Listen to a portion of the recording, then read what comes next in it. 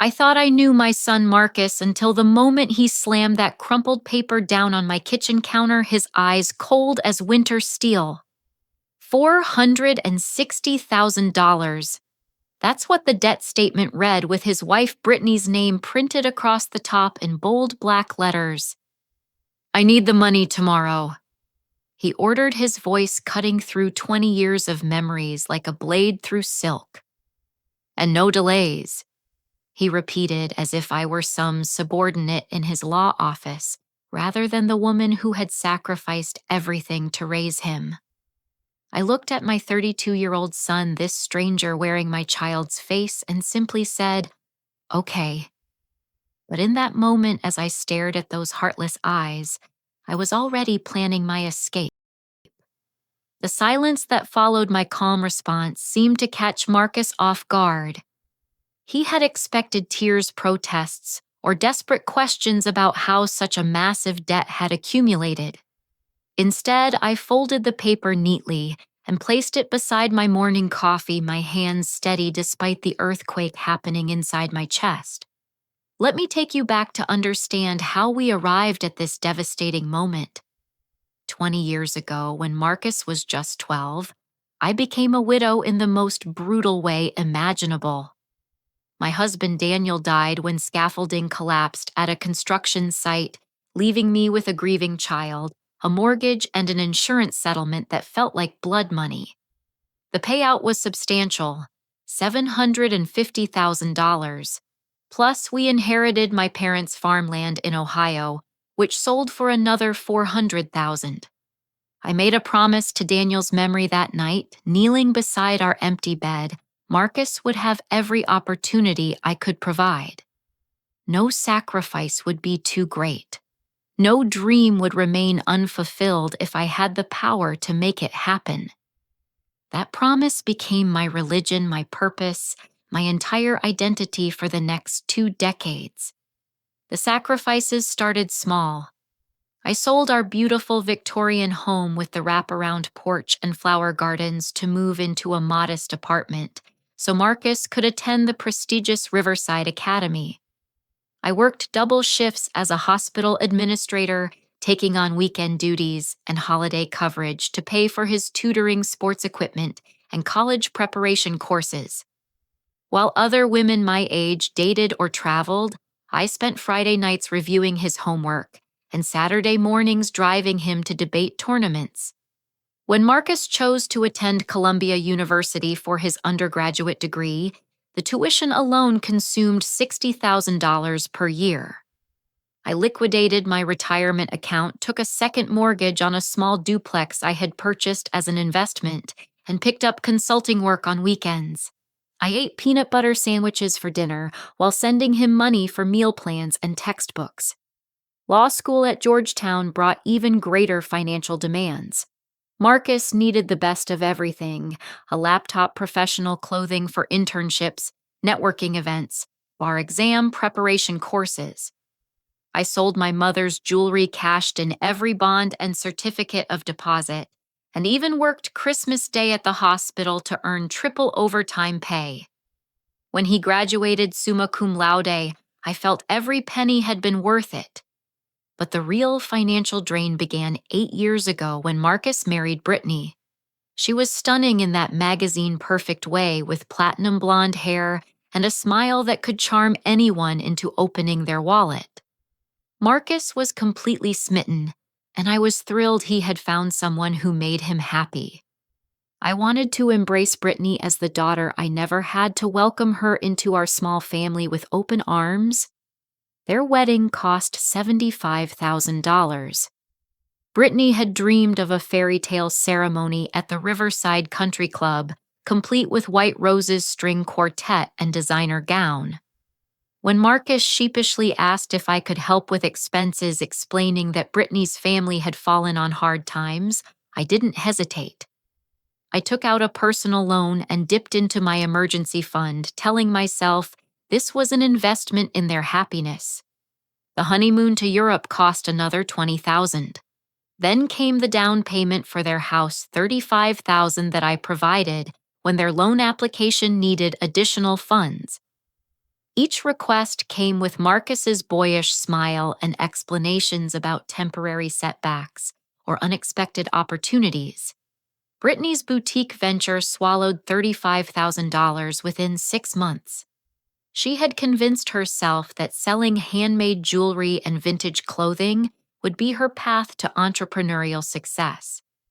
The store had beautiful fixtures, expensive inventory, and a prime location downtown, but customers never materialized. When the business failed, Brittany cried in my living room about her broken dreams, while Marcus rubbed her shoulders and looked meaningfully at me. The pattern became relentless.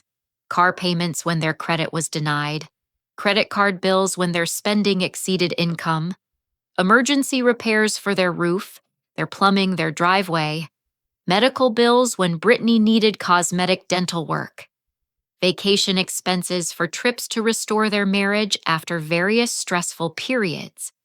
I justified every payment. They were young professionals building their careers. The law firm Marcus had joined promised partnership tracks, but required initial investments in professional development. Brittany was exploring her artistic potential and needed time to find her true calling. Their love was genuine, and financial stress could destroy even the strongest relationships. The wake-up call should have come last spring when I discovered something that chilled me to the bone. While taking out the trash from Marcus's last visit, I noticed my own mail scattered among the garbage. Bank statements, investment summaries, insurance documents, papers I distinctly remembered putting in my desk drawer. When I confronted him, Marcus claimed he had accidentally knocked over some papers while looking for a pen and must have thrown them away by mistake. But the damage was done.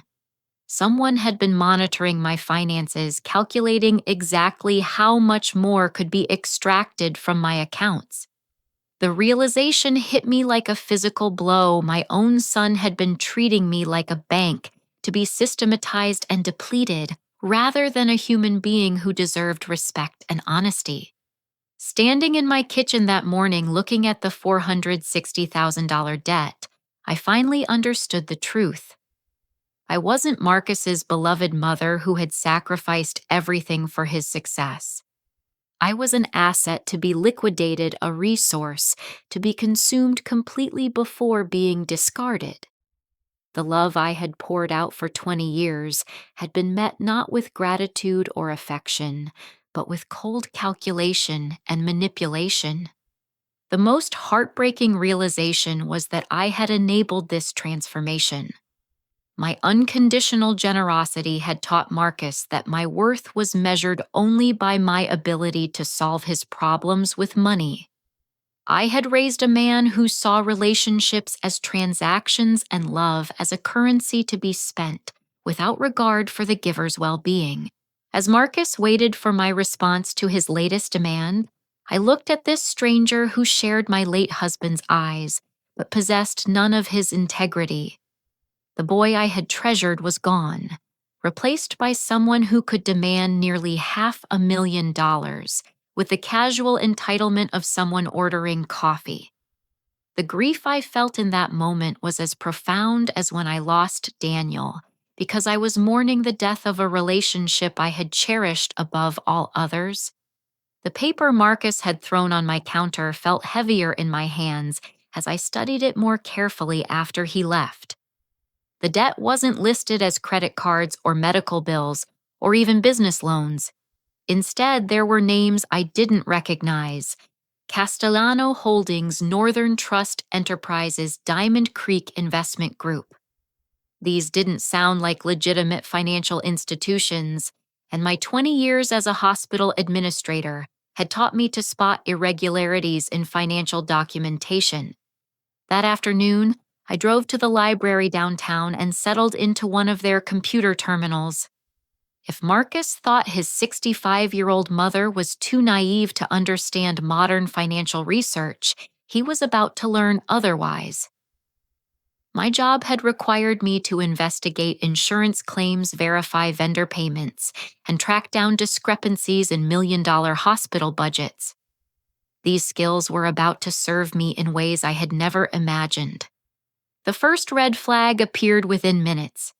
Castellano Holdings had no legitimate business registration in any state database I could access. Northern Trust Enterprises existed, but only as a shell company with no actual operations or employee records. Diamond Creek Investment Group led me down a rabbit hole of interconnected businesses that seemed to exist primarily on paper. But the real breakthrough came when I searched for Brittany's name alongside these companies. What I found made my blood run cold. There were forum discussions buried deep in gambling and poker websites mentioning someone with her exact name and description. References to high-stakes games, private tournaments, and cash transactions that skirted legal reporting requirements. I spent the next 3 days conducting the most thorough investigation of my life. Using techniques I had learned from auditing hospital suppliers, I traced financial patterns, cross-referenced addresses, and followed digital breadcrumbs that painted an increasingly disturbing picture. Brittany wasn't just a failed boutique owner with expensive taste. She had been running underground poker games in their basement for over 2 years, hosting events that attracted serious gamblers with serious money. The boutique had been a runaway to explain large cash transactions and provide a legitimate business address for financial forms. But the operation was more sophisticated than simple illegal gambling. Brittany had been using the poker games to launder money for other criminal enterprises, taking cash from drug dealers and organized crime figures, and running it through a network of fake businesses to make it appear legitimate. The fees she charged for this service, combined with the house cut from poker games, had generated hundreds of thousands of dollars in illegal income. The $460,000 debt wasn't from poor financial decisions or bad investments. It was money owed to dangerous criminals who had trusted Brittany with their dirty cash and expected clean money in return. When several of her laundering schemes had been discovered by banks and reported to federal authorities, the money had been frozen in accounts she couldn't access. Her criminal clients didn't care about banking regulations or federal investigations. They wanted their money and they wanted it immediately. The most shocking discovery came when I found Marcus's law firm letterhead on documents hidden in online folders that Brittany thought were secure. Marcus hadn't just been aware of his wife's criminal enterprise, he had been actively participating using his legal knowledge to structure the money laundering operations and create shell companies that could pass initial scrutiny from financial institutions. Marcus had drafted incorporation documents for at least a dozen fake businesses. He had written contracts for services that never existed, created fake employment records for people who weren't employees, and established business relationships between companies that existed only to move money between criminal accounts. His legal expertise had made Brittany's operation far more sophisticated and profitable than it could have been otherwise. But the most devastating discovery was hidden in an encrypted email account that Marcus had carelessly left logged in on a public computer at the library. The emails revealed the true scope of their plan, and it made me sick to read every calculated word. They had been setting me up to take the fall if their operation was discovered. Marcus had drafted legal documents that would make it appear I was the mastermind behind the money laundering scheme, using my grief and loneliness after Daniel's death as a cover story for criminal behavior. According to their fabricated narrative, I had become bitter and reckless with money after becoming a widow, eventually turning to illegal activities to maintain my lifestyle. The emails contained detailed discussions about how to use my financial gifts to them as evidence of my criminal activity. Every check I had written, every wire transfer I had made to help them through supposed emergencies, had been carefully documented as evidence of my participation in their schemes. They had photographs of my bank statements, copies of canceled checks and records of every financial transaction we had conducted over the past 8 years. Marcus had even consulted with criminal defense attorneys about how to present a case where an elderly woman with diminished mental capacity had been manipulated by younger criminals into funding their operations. The strategy was designed to make me appear as both the mastermind and the victim, someone who could be blamed for the crimes, while also being painted as too mentally compromised to fully understand her actions. In their private communications, Marcus referred to me as the insurance policy. If law enforcement came too close to exposing their operation, they would present evidence that I had been the source of criminal funding all along. Brittany joked about how the old bat's loneliness made her the perfect mark for their long-term con game. The emails revealed that they had been planning this setup for years. Every time they had asked for money, they had carefully documented the request and my response to create a pattern of what they called suspicious financial behavior. They had saved recordings of phone calls where I had questioned the need for certain expenses, editing them to make my concerns sound like criminal instructions rather than motherly worry. Reading those emails felt like being stabbed repeatedly in the heart. Not only had my son been stealing from me for years, but he had been planning to destroy my reputation and freedom if his criminal activities were discovered. The love I had poured into raising him had been transformed into a weapon he was prepared to use against me without hesitation. The final email in the chain was sent just 3 days before Marcus appeared in my kitchen with the debt statement. In it, he told Brittany that the old lady has enough liquid assets to cover the debt, but we need to move fast before anyone starts asking questions. He outlined a timeline where I would pay the $460,000, immediately allowing them to satisfy their criminal debts and disappear to a non-extradition country before federal investigators could build a case against them. According to their plan, I would be left behind to face criminal charges for money laundering, elder abuse investigations, and financial crimes I knew nothing about.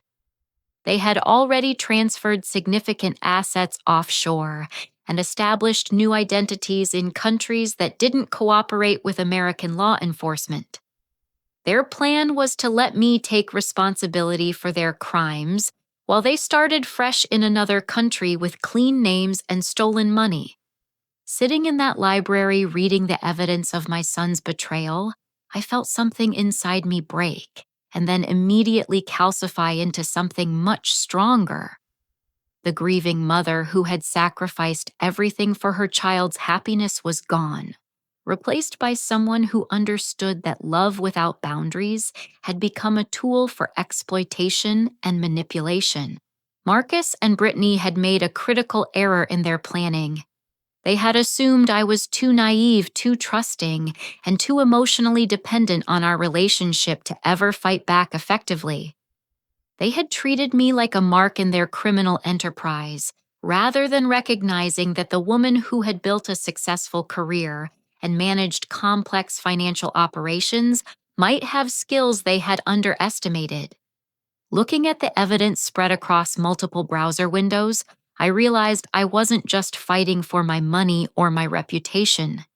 I was fighting for my life, my freedom, and my future.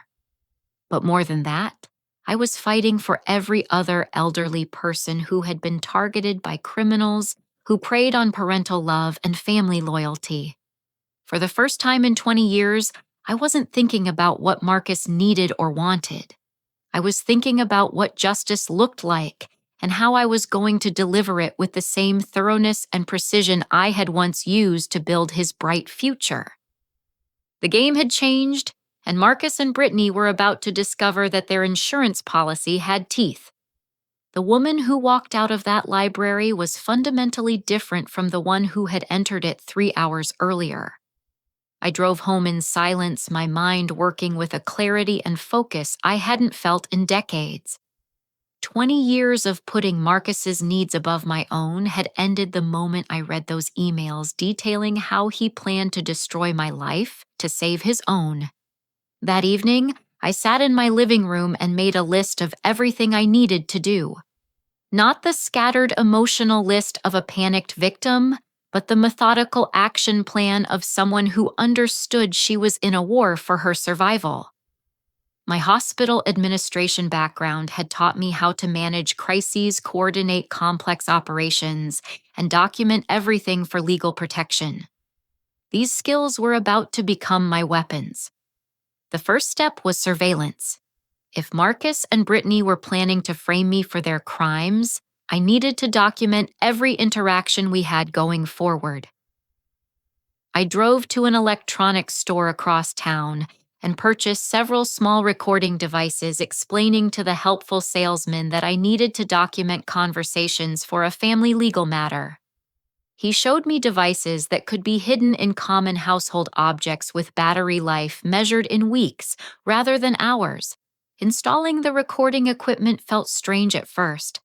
I placed devices in lamps behind picture frames and inside decorative bowls throughout my house. The kitchen table where Marcus had demanded the money got special attention with multiple devices positioned to capture conversations from every angle. I tested each device carefully, making sure the audio quality was clear enough to be used as evidence. But the recordings I began capturing over the next few days revealed something even more disturbing than what I had discovered online. Marcus and Brittany weren't just planning to frame me for money laundering. They were laying the groundwork to have me declared mentally incompetent so they could gain legal control over my remaining assets. The first recorded conversation happened when Marcus returned to check on my progress with obtaining the money. I had told him I needed a few days to liquidate investments and arrange transfers, buying myself time to gather evidence. He brought Brittany with him, and they sat in my living room discussing my supposed mental decline while I prepared coffee in the kitchen. "She's definitely getting more forgetful," Brittany said, her voice carrying clearly to the hidden microphone. "Yesterday, she asked me the same question 3 times about when we needed the money. I think the stress is really affecting her cognitive function." Marcus nodded thoughtfully. "I've noticed that too. She seems confused about basic financial concepts that she used to understand perfectly." Dr. Patterson mentioned that sudden financial confusion can be an early sign of dementia, especially in women her age who've experienced significant trauma like losing a spouse. Dr. Patterson. I knew that name. Marcus had insisted I start seeing him 6 months ago for what he called routine wellness checkups for older adults. I had thought it was touching that my son was concerned about my health. Now I realized those appointments had been part of a larger strategy to document supposed mental decline. The conversation continued as I stood frozen in my kitchen, listening to them plan my institutionalization with the same casual tone they might use to discuss vacation plans. "The beauty of the incompetency route is that it's completely legal," Marcus explained. "Once we have medical documentation of cognitive decline, we can petition the court for guardianship. Then all her assets come under our legal control, and we can make whatever financial decisions are necessary to protect her interests." "How long does that process usually take?" Brittany asked. "With the right medical evidence, maybe 3 months from filing to approval. Dr. Patterson understands the situation, and he's willing to provide the necessary documentation. The key is making sure she doesn't realize what's happening until it's too late to fight back effectively." They were planning to have me committed to a care facility while they liquidated every asset I owned. The money wouldn't go to pay off Brittany's criminal debts. It would fund their escape from the country while leaving me trapped in an institution branded as mentally incompetent and unable to advocate for myself. The most heartbreaking part of the recording came when Brittany asked Marcus if he felt any guilt about what they were doing to his mother. "She's served her purpose," he replied without hesitation. She put me through school, helped establish my career, and provided the financial foundation for everything we've built. But she's becoming a liability now, and liabilities have to be managed. The most efficient solution is to legally control her assets, while keeping her somewhere she can't interfere with our plans. What about when she realizes what we've done? Brittany pressed. Marcus laughed, a sound that would haunt me for weeks afterward. By then she'll be in a locked facility with documented mental incompetency. Even if she tries to claim we manipulated her, who's going to believe the word of a demented old woman over her loving son who stepped up to manage her affairs when she couldn't handle them herself? I had to grip the kitchen counter to keep from collapsing as I listened to my son discuss my destruction with the enthusiasm of someone planning a pleasant weekend trip. This wasn't just betrayal. It was the complete annihilation of every bond we had ever shared, reduced to a calculated crime where my suffering was merely an acceptable cost of their success. But the recordings also revealed crucial information about their timeline and methods. They needed the $460,000 within 2 weeks to satisfy their criminal creditors. After paying that debt, they would initiate the incompetency proceedings and have me institutionalized within 3 months. Their plan was to liquidate all my remaining assets within 6 months and be living in a non-extradition country within a year. The medical component of their plan was particularly sophisticated. Dr. Patterson had been documenting supposed signs of cognitive decline during my wellness visits, noting instances of confusion or memory problems that I had never actually experienced. Marcus had been feeding him false information about my behavior at home, creating a medical record that would support an incompetency claim. They had even arranged for Brittany to witness and document episodes of mental confusion that could be presented as evidence. She had been visiting me regularly, asking complicated questions about finances, and then claiming I had given contradictory or confused responses. These supposed conversations had been carefully recorded and would be presented as proof of my declining mental state. Over the next week, I recorded dozens of conversations that revealed the full scope of their operation. They discussed bribing court officials to expedite the incompetency proceedings, paying off doctors to provide favorable testimony, and establishing financial accounts in countries that didn't cooperate with American law enforcement. But the most devastating recording captured Marcus expressing his true feelings about our relationship. When Brittany wondered if there might be another way to access my money without destroying my life completely, Marcus became genuinely angry. "You don't understand what it was like growing up with her," he said bitterly. "She was suffocating, always hovering, always needing to be needed.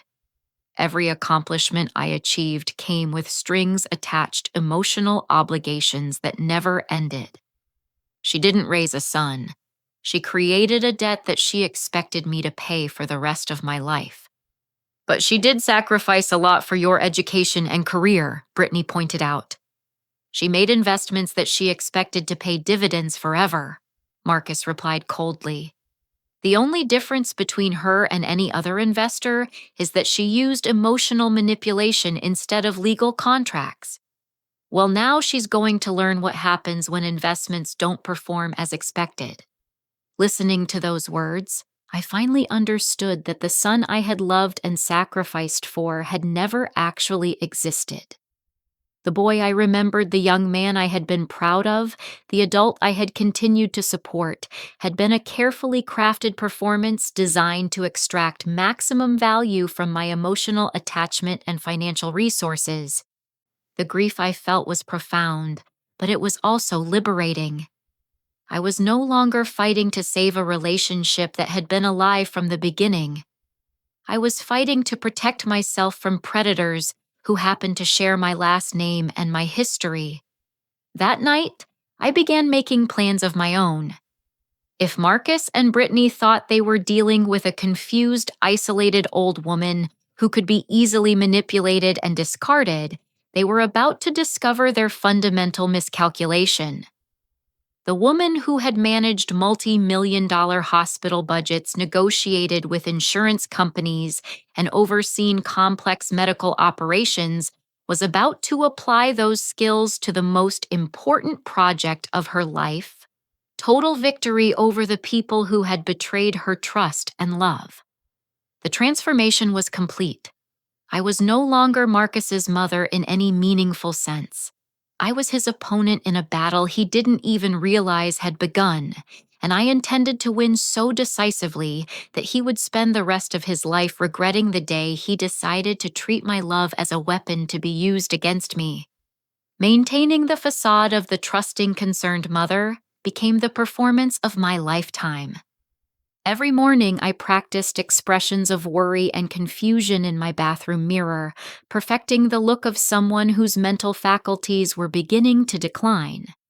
When Marcus called to check on my progress with the money, I made sure my voice carried just the right note of elderly uncertainty mixed with eagerness to help.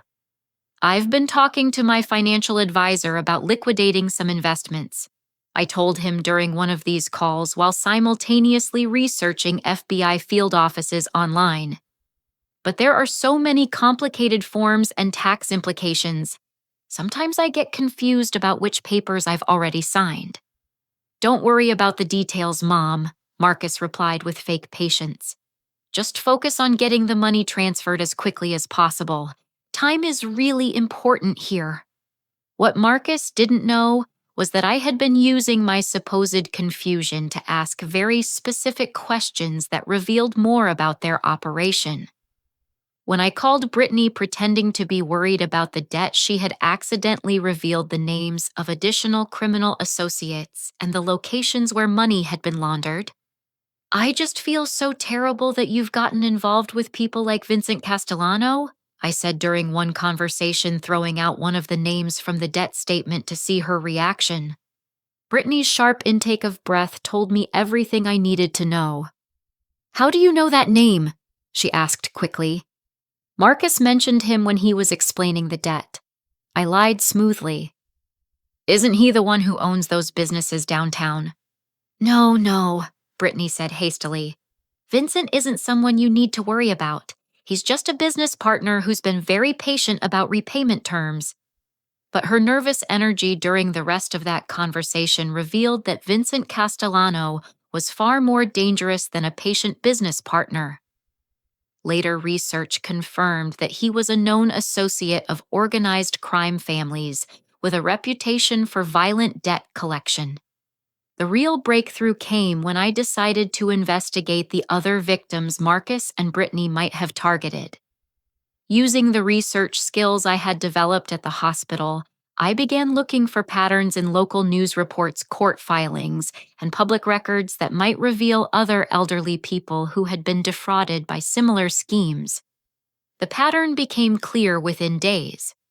Over the past 3 years, at least 8 elderly individuals in our city had lost significant amounts of money to investment scams, fake business opportunities, and fraudulent legal services.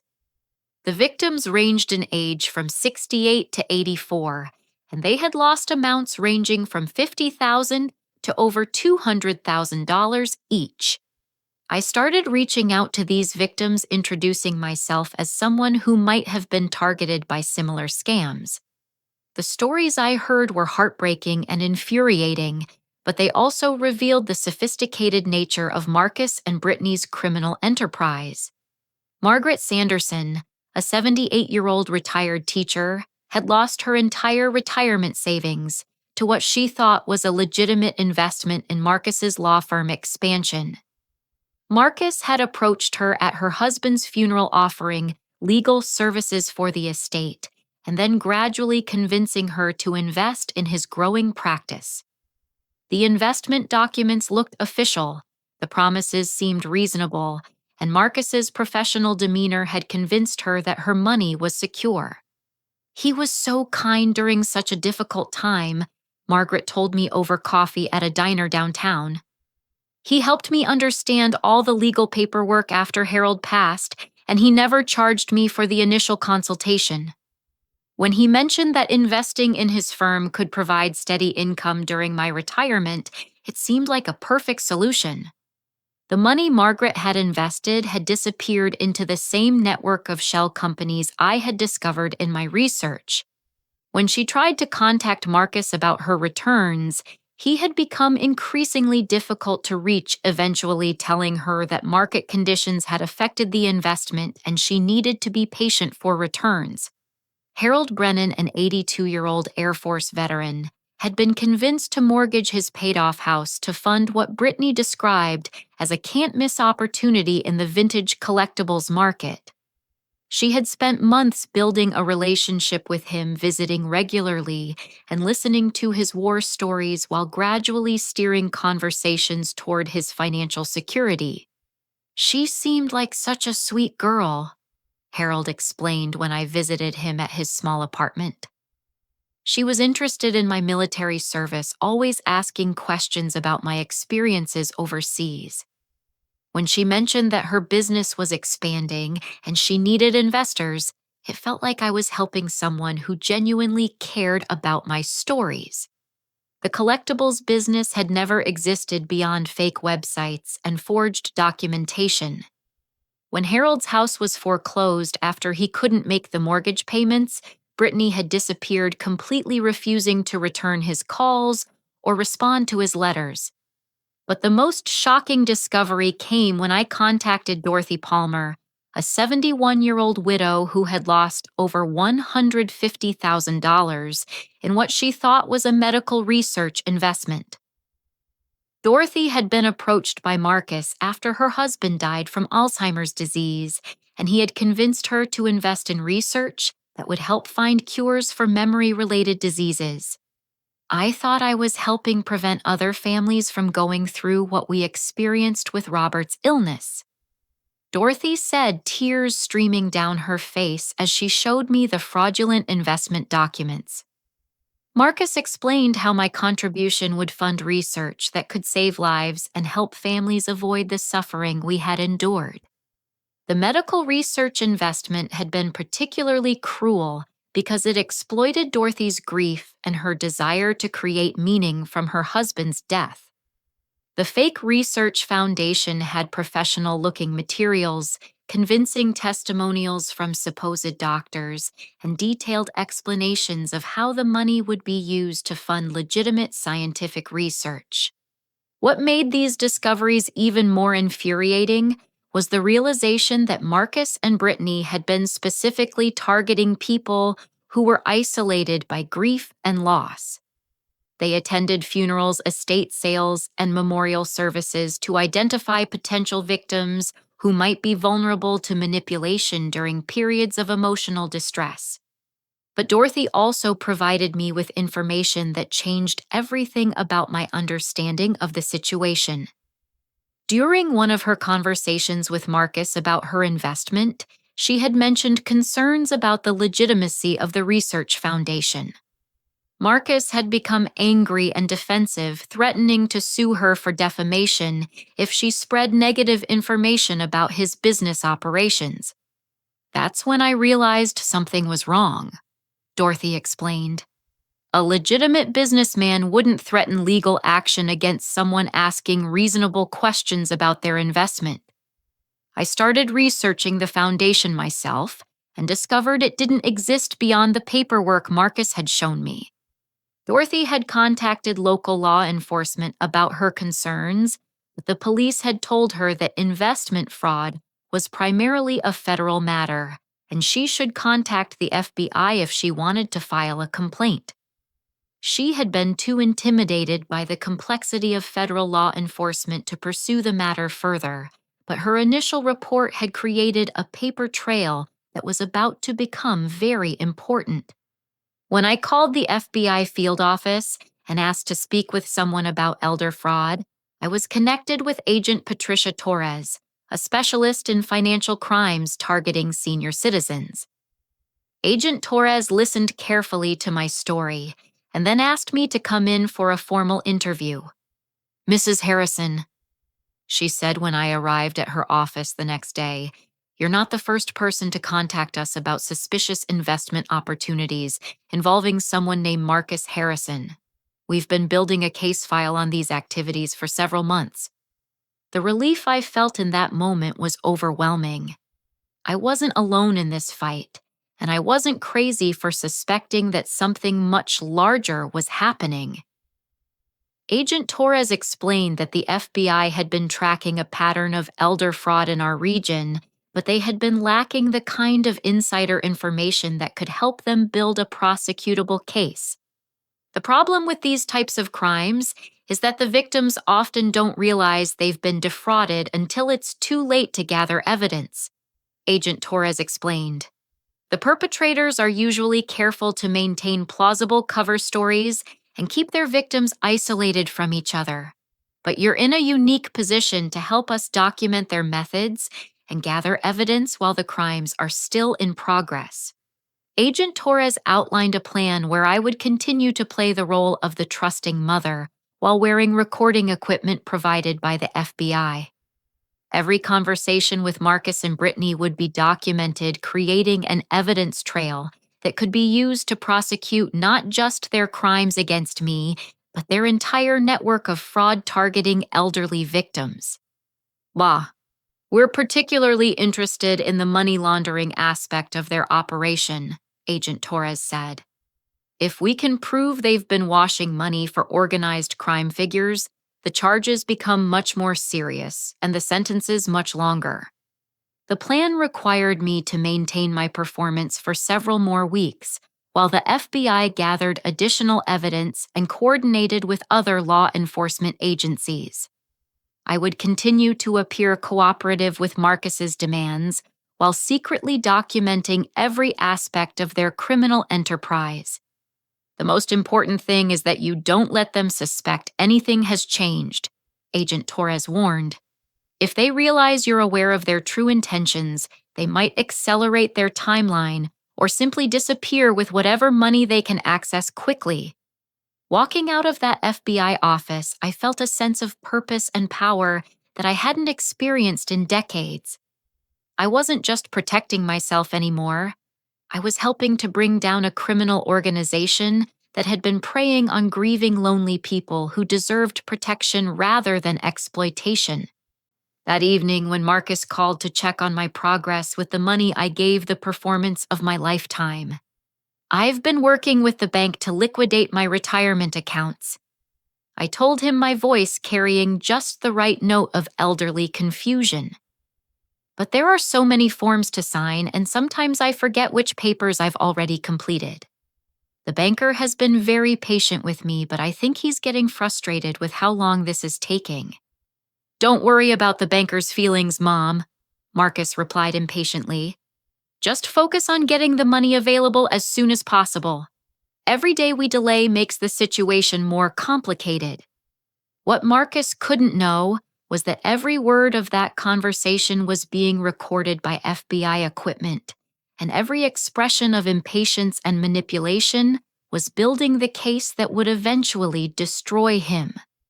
The son who thought he was exploiting his elderly mother's confusion and love was actually providing evidence for his own prosecution with every phone call.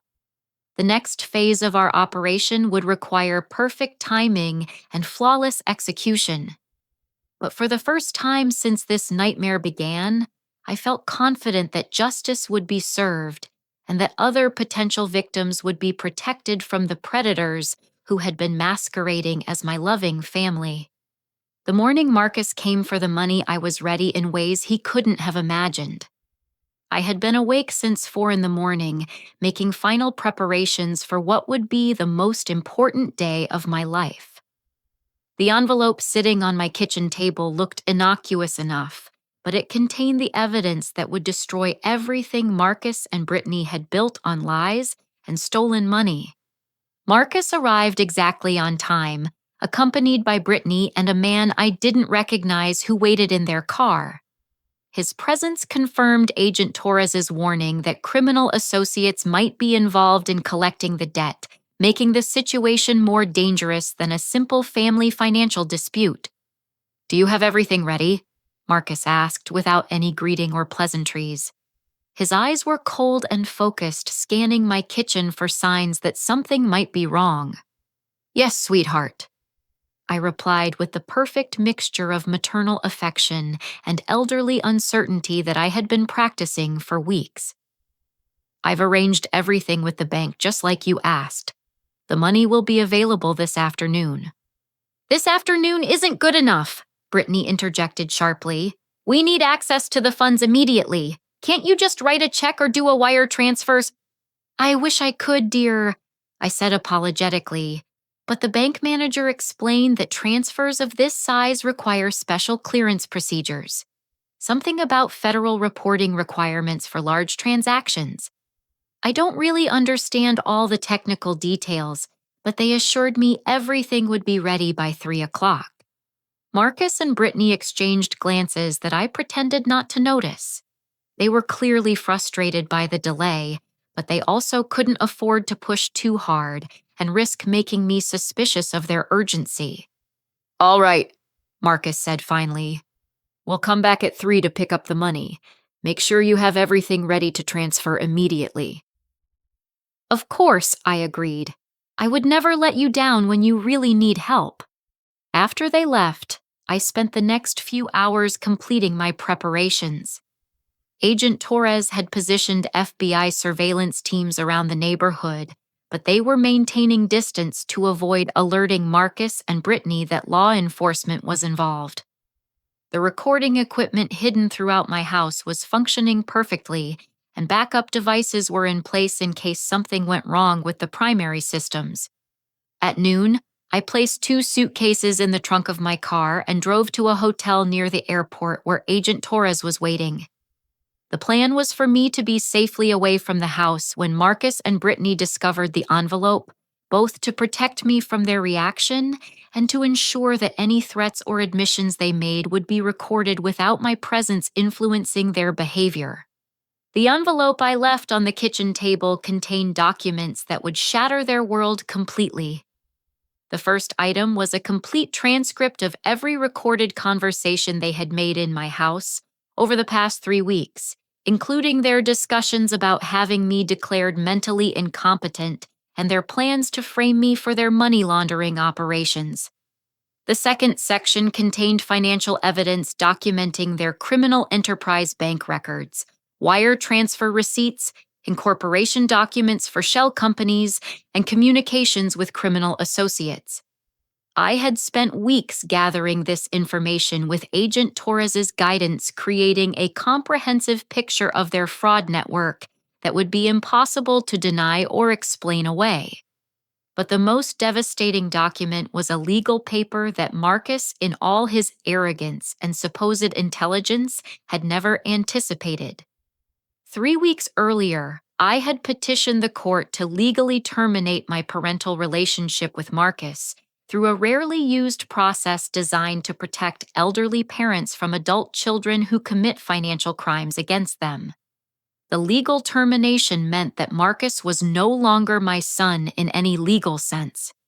He had no inheritance rights, no claim to my estate, no legal standing to make medical decisions on my behalf, and no protection under laws that prevented children from testifying against their parents in certain circumstances.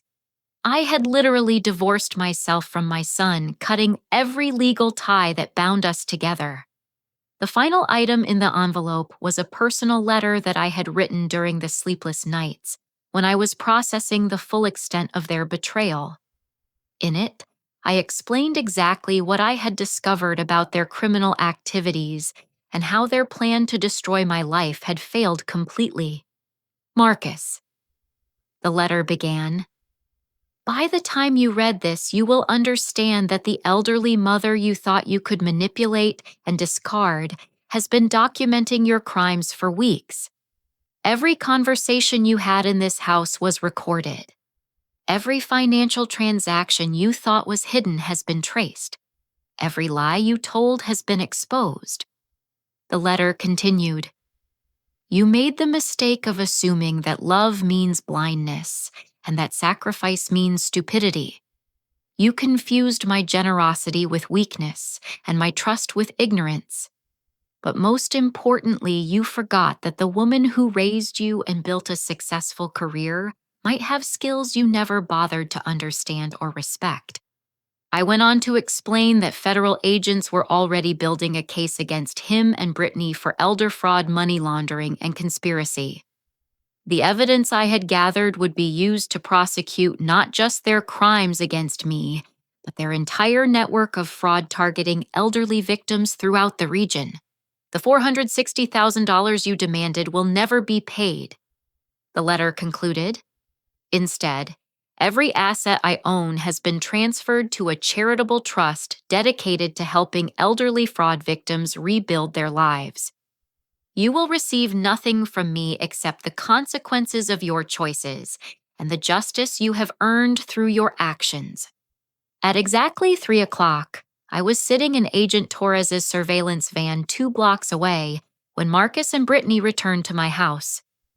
We watched through hidden cameras as they approached the front door and found it locked with a note directing them to the envelope on the kitchen table. The audio feed from the recording equipment allowed us to hear every word as they read the contents of the envelope. Marcus's voice cracked as he read the transcripts of their recorded conversations aloud to Brittany, his arrogance dissolving into panic as he realized how completely their plans had been exposed. "This is impossible!" Brittany screamed. "She's too stupid to pull off something like this. Someone must have helped her." "It doesn't matter who helped her." Marcus replied, his voice hollow with shock. "She has everything. Every conversation, every document, every financial transaction. We're completely destroyed." The recording equipment captured Brittany throwing furniture and Marcus punching the kitchen wall in rage as they realized that their victim had outmaneuvered them completely. But their panic reached a new level when they found the legal document terminating our parental relationship. "She divorced you!" Brittany shrieked. "How is that even possible?" "It's a legal process for extreme cases of adult child abuse," Marcus said numbly. "I studied it in law school but never thought anyone would actually use it. She's cut every legal tie between us. I have no inheritance rights, no medical authority, no family legal protections." "What about the money from her estate?" Brittany demanded. "There is no estate," Marcus replied. "According to this trust document, she's transferred everything to charity. Even if she died tomorrow, we wouldn't get a penny." But the most devastating moment came when they heard sirens approaching the house. Agent Torres and her team were moving in to execute arrest warrants that had been prepared based on the evidence I had gathered. Marcus and Brittany's voices became increasingly desperate as they realized that their criminal enterprise was collapsing and law enforcement was closing in. "We need to run," Brittany said frantically. "If we can get to the airport—" "It's too late," Marcus interrupted. "They have everything. Financial records, recordings, witness statements. Even if we ran, we'd be fugitives for the rest of our lives." Through the hidden cameras, I watched FBI agents surround my house as Marcus and Brittany sat at my kitchen table surrounded by the evidence of their downfall. The 2 people who had planned to destroy my life and freedom were about to lose their own to the justice system they had tried to manipulate and avoid. Agent Torres turned to me as we watched the arrests unfold. "Mrs. Harrison, what you've accomplished here will protect dozens of other potential victims and help us dismantle a criminal network that's been operating for years. Your courage to fight back has saved lives and delivered justice." Watching through the surveillance equipment as Marcus and Brittany were handcuffed and led away from my house, I felt a complex mixture of emotions. There was relief that the nightmare was over, satisfaction that justice was being served, and sadness for the death of relationships I had once cherished. But strongest of all was a sense of pride in my own strength and intelligence qualities that had been dismissed and underestimated by the people who thought they could exploit my love and trust. The woman who had been seen as an easy mark for financial exploitation had proven to be a formidable opponent who could outthink, outplan, and outmaneuver criminals half her age.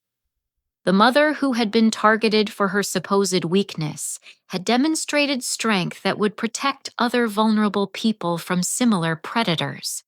As the FBI van drove away from the scene, I realized that my real life was just beginning. For the first time in 20 years, I was free to live for myself, make my own choices, and build relationships based on mutual respect, rather than financial dependence. The future that Marcus and Brittany had tried to steal from me was now mine to create and enjoy. The media attention surrounding Marcus and Brittany's arrest exceeded anything Agent Torres had predicted. What began as a local story about a lawyer and his wife being charged with elder fraud quickly escalated into a national news sensation when the full scope of their criminal enterprise became public knowledge.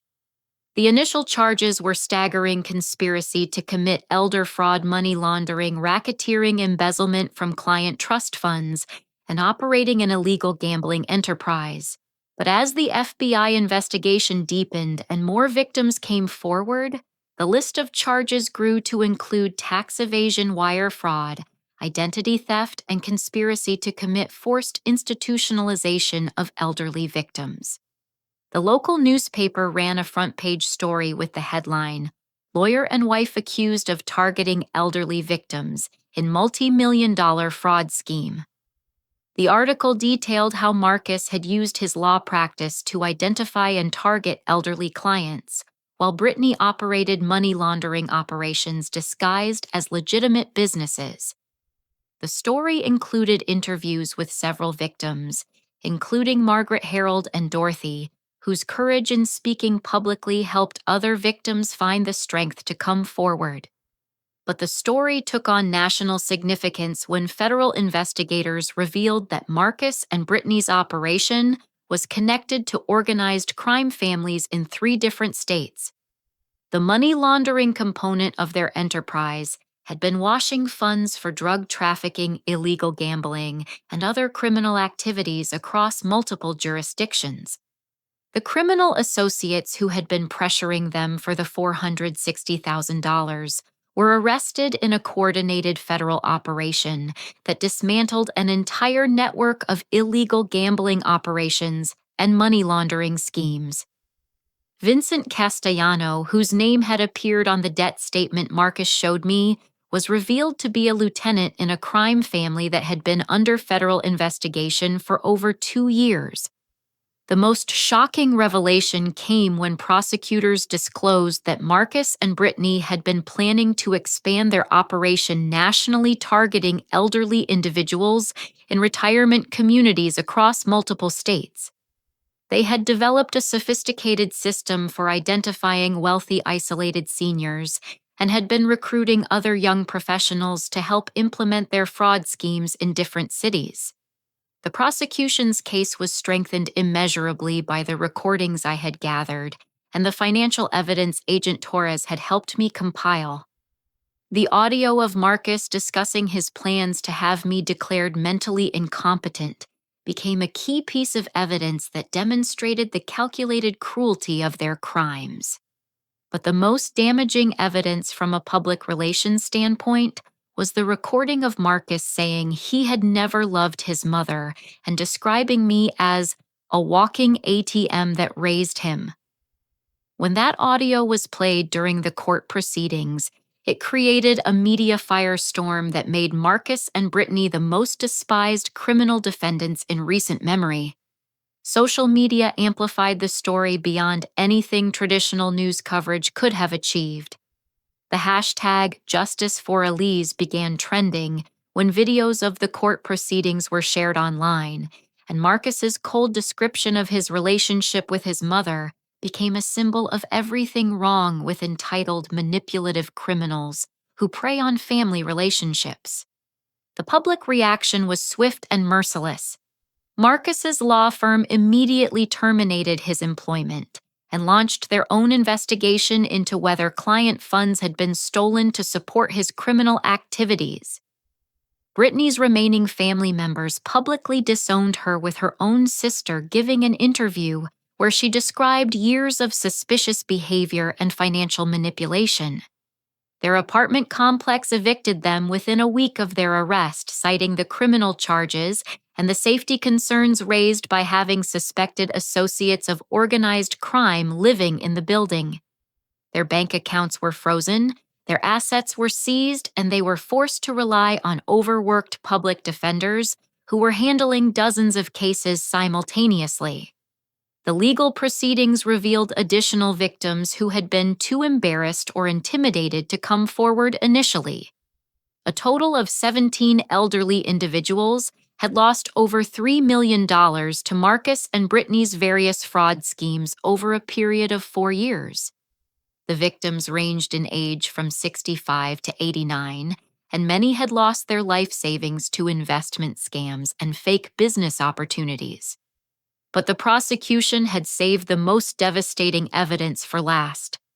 During the trial, they presented emails and recorded conversations where Marcus and Brittany discussed their plans to murder me if the incompetency strategy failed to give them access to my assets quickly enough. The murder plot had been their backup plan if legal manipulation proved insufficient.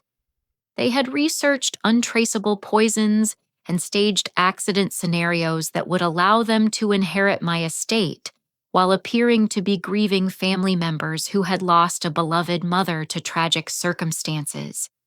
The defendant researched 17 different methods for killing elderly individuals without detection, the prosecutor explained to the jury. This wasn't a crime of passion or desperation. This was cold-blooded, premeditated planning to commit murder for financial gain. The revelation that they had been prepared to kill me sent shockwaves through the courtroom and generated another wave of media coverage that portrayed them as monsters who had been willing to murder for money. The judge's comments during sentencing reflected the profound disgust that their crimes had generated throughout the legal system.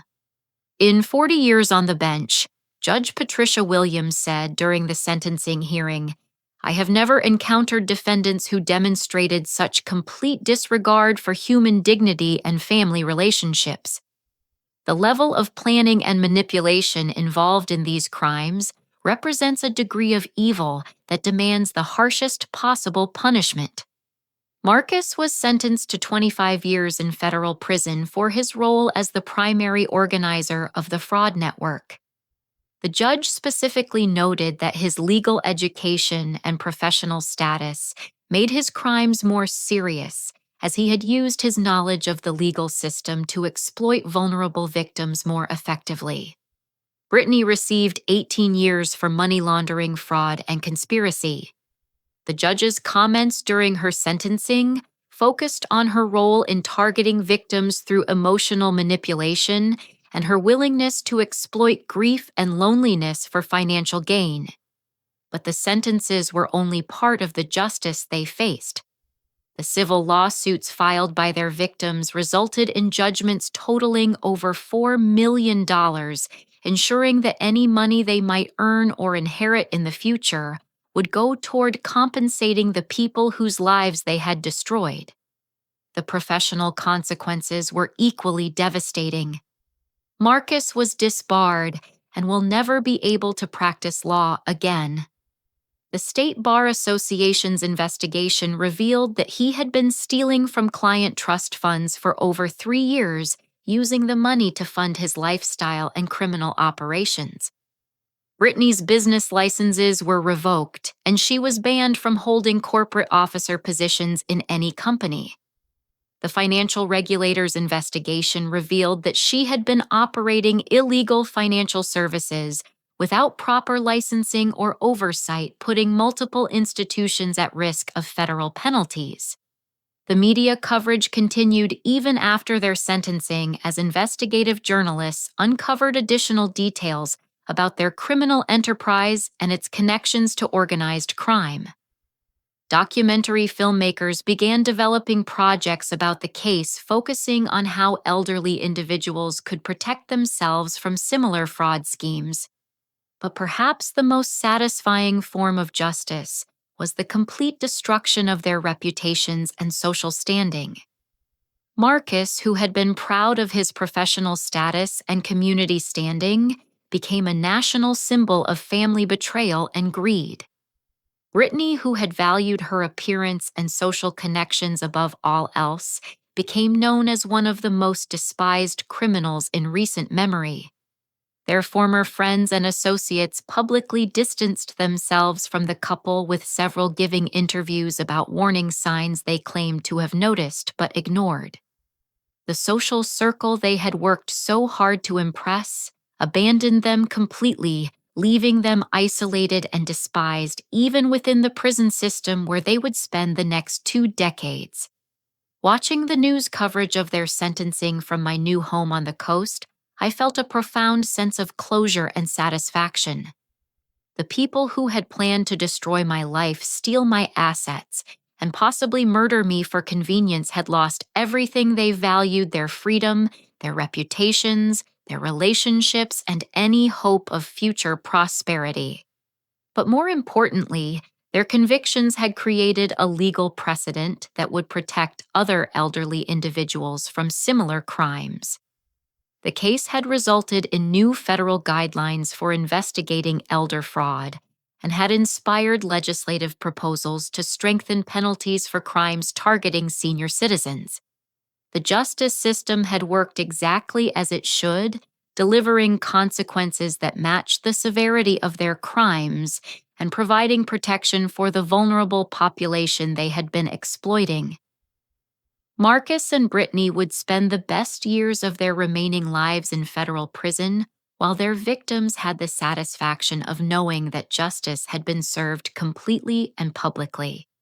6 months after watching Marcus and Brittany being led away in handcuffs, I stood on the deck of my new beach house, watching the sunrise paint the Atlantic Ocean in shades of gold and coral. The woman who had once defined herself entirely through her role as a mother and financial provider was learning to live authentically for the first time in decades. The house itself was everything I had dreamed of during those years when I was sacrificing my own desires for Marcus's education and lifestyle. It was smaller than the homes I had owned before, but every room reflected my personal taste and preferences rather than someone else's needs or expectations. The walls were painted in colors I loved, the furniture was chosen for my comfort, and the bookshelves were filled with novels I had always wanted to read, but never had time to enjoy. My days now followed rhythms I created, rather than schedules dictated by other people's emergencies and demands. I woke up when my body felt rested, ate meals that I prepared because they sounded appealing, and spent my time on activities that brought me genuine pleasure and fulfillment. The most meaningful change in my life was my work with the Elder Protection Foundation, the charitable trust I had established with my transferred assets. What had begun as a way to prevent Marcus and Brittany from accessing my money had evolved into a comprehensive program that helped elderly fraud victims recover financially and emotionally from crimes similar to what I had experienced. Margaret Sanderson had become my closest collaborator in this work. The retired teacher who had lost her life savings to Marcus's fake investment scheme now served as the foundation's victim advocacy coordinator, using her experience to help other seniors navigate the complex process of reporting financial crimes and rebuilding their financial security. Elise. Margaret said during one of our weekly planning meetings, "We've helped 43 families recover over $600,000 in stolen assets this quarter alone. But more importantly, we've shown people that they don't have to be ashamed of being victimized by criminals." The foundation's work had expanded far beyond financial recovery. We provided counseling services to help victims process the emotional trauma of being betrayed by people they trusted. We offered educational programs to help seniors recognize and avoid fraud schemes. Most importantly, we created a community where people who had been isolated by their experiences could find support and understanding. Harold Brennan, the Air Force veteran who had lost his house to Britney's collectibles scam, now lived in a foundation funded apartment and worked as our security consultant, helping other seniors protect themselves from predators who targeted veterans and military families. These criminals count on us feeling embarrassed about being fooled, Harold explained to a group of seniors during one of our educational workshops. But there's no shame in being targeted by professional criminals who spend their time perfecting their manipulation techniques. The shame belongs to the people who prey on trust and kindness. Dorothy Palmer, who had lost money to the fake medical research investment, had channeled her experience into becoming a fraud investigator who worked with law enforcement agencies to identify and prosecute elder fraud schemes. Her work had led to the arrest and conviction of 3 additional criminal operations that had been targeting grieving families through fake charity and research scams. I realized that my husband's death from Alzheimer's disease gave me unique insight into how criminals exploit grief and hope. Dorothy told me during a recent foundation board meeting. Now I can use that knowledge to protect other families from going through what I experienced.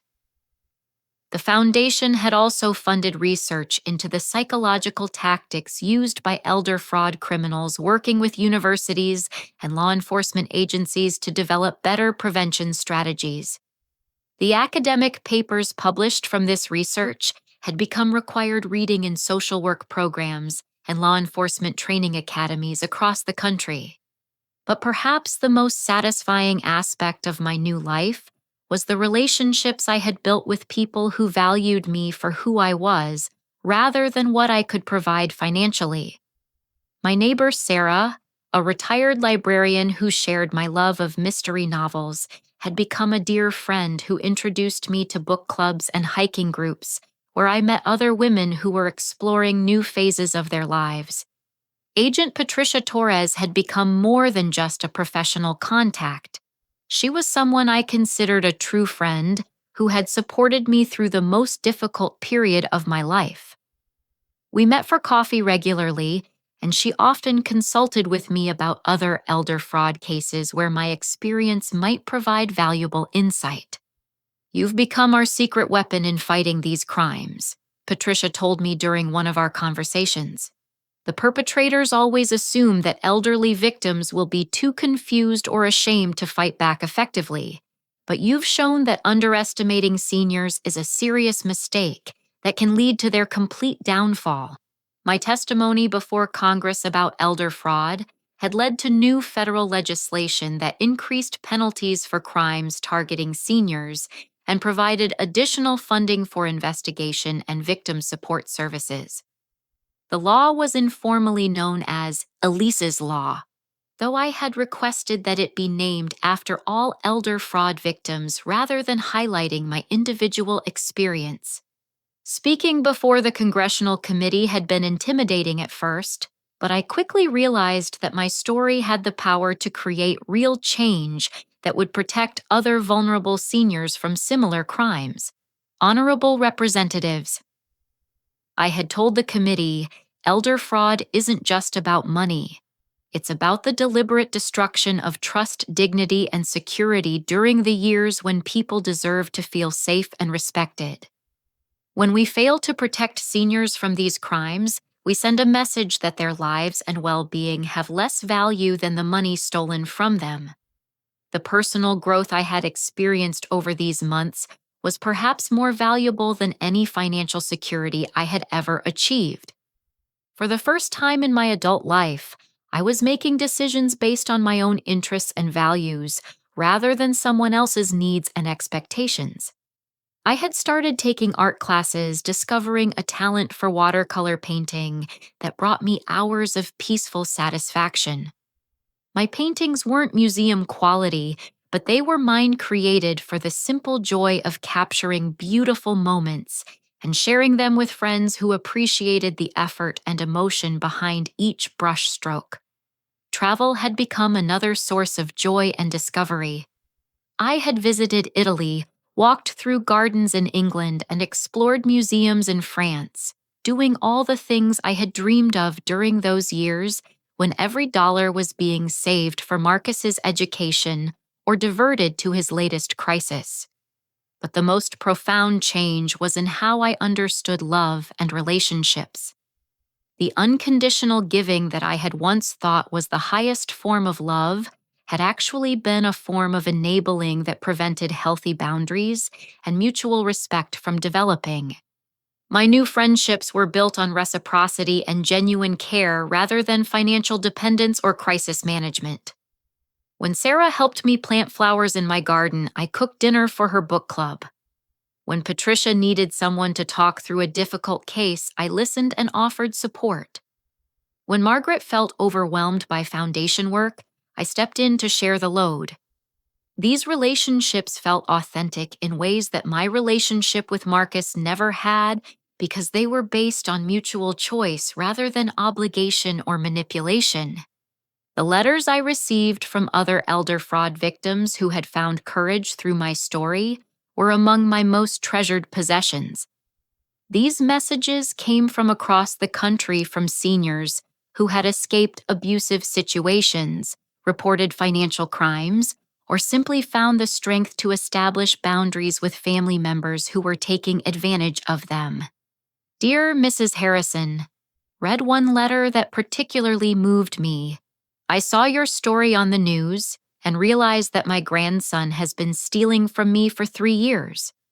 I thought I was helping him through difficult times, but your experience showed me that I was actually enabling him to avoid taking responsibility for his choices. Today, I changed the locks on my house and canceled the credit cards he had been using. For the first time in years, I feel like I'm protecting myself instead of being protected by someone else. These letters reminded me that my decision to fight back against Marcus and Brittany had created ripples of protection and empowerment that extended far beyond my individual situation. By refusing to be a victim and choosing to seek justice instead, I had given other people permission to value themselves enough to demand better treatment from the people in their lives. Looking back on the year that had transformed my life so completely, I realized that walking away from Marcus hadn't been an act of abandonment.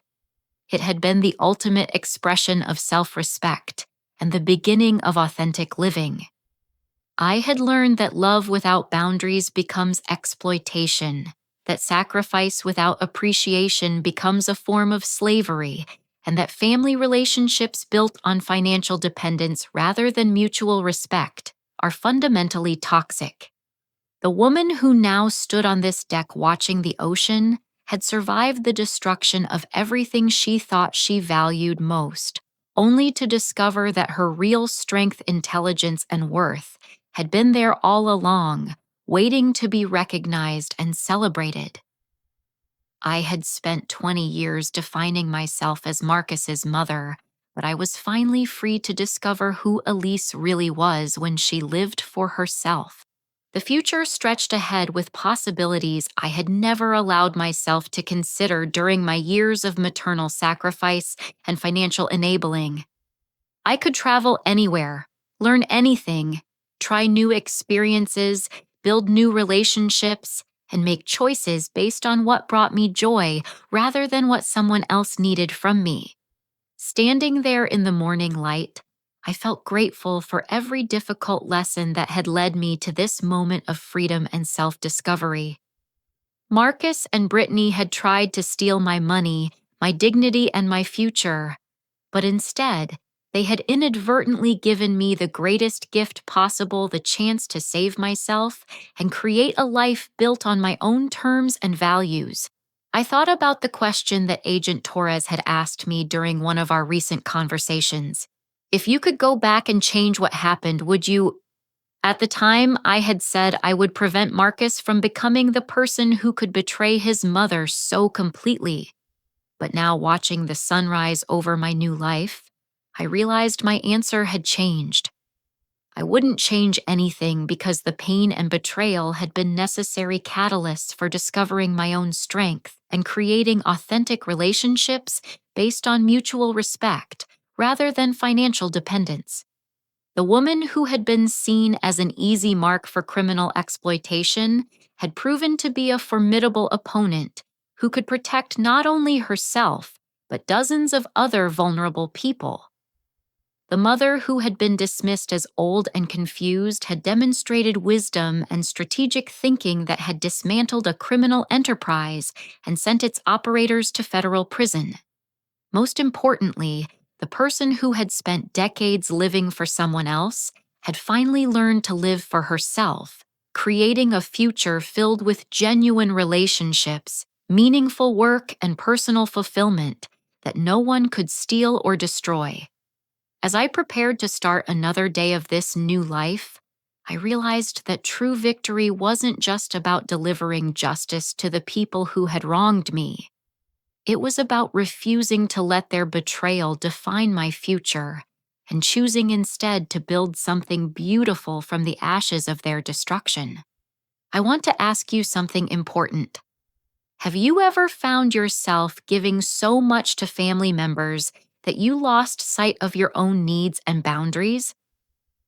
Sometimes the people closest to us can take advantage of our love in ways that hurt us deeply, but recognizing these patterns is the first step toward protecting yourself and building healthier relationships.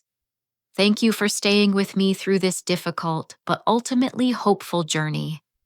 I hope my story reminds you that it's never too late to stand up for yourself, seek justice when you've been wronged, and create a life that reflects your own values and dreams. Remember that your well-being matters, your boundaries deserve respect, and you have the strength to overcome even the most devastating betrayals. If you found strength or inspiration in my experience, I would be honored if you would like this video subscribe to hear more stories of courage and resilience. Share this with others who might need to hear that they're not alone in their struggles, and leave a comment about your own experiences with setting boundaries or overcoming family challenges. Your voice and your story matter, and together we can support each other in building lives filled with authentic love and genuine respect.